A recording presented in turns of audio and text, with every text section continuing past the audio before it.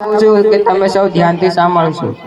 जिसका खून न खोला वो खून नहीं वो पानी है, कि जिसका खून न खोला वो खून नहीं वो पानी है, और जो देश के काम ना है वो बेकार जवानी है। અહીં ઉપસ્થિત માનનીય આચાર્ય શ્રી, શિક્ષણગણ, વડીલો તેમજ મારા વહાલા વિદ્યાર્થીઓ, આજે હું એવા 23 વર્ષના યુવાનની વાત કરીશ જેણે ફાંસીના માછડાને ફૂલની માળા સમજીને પહેરી લીધી હતી।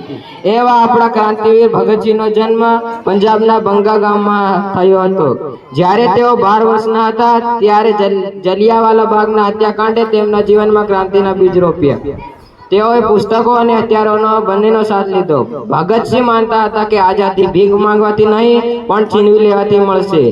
તેઓએ લાલા લજપતરાયના મોતનો બદલો સોન્ડર્સની હત્યા કરી અંગ્રેજોને પડકાર્યા। દિલ્હીની એસેમ્બલીમાં જ્યારે તેઓએ બોમ્બ ફેંક્યો ત્યારે તેમનો હેતુ કોઈને મારવાનો નહોતો પણ બહેરા અંગ્રેજોને જગાડવાનો હતો।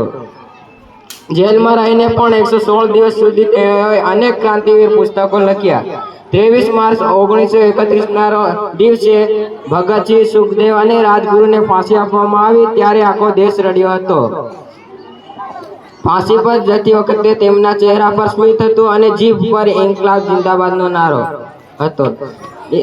ભગતસિંહ માત્ર નામ નથી પણ જુસ્સો છે અને આજે આપણે પણ દેશ માટે કંઈક કરી છૂટવાનો સંકલ્પ લઈએ। શહીદોની ચિતા પર લાગશે દર વર્ષે મેળો અને વતન પર મરવા વાળાનું આ છેલ્લું નિશાન હશે। ઇન્કલાબ જિંદાબાદ।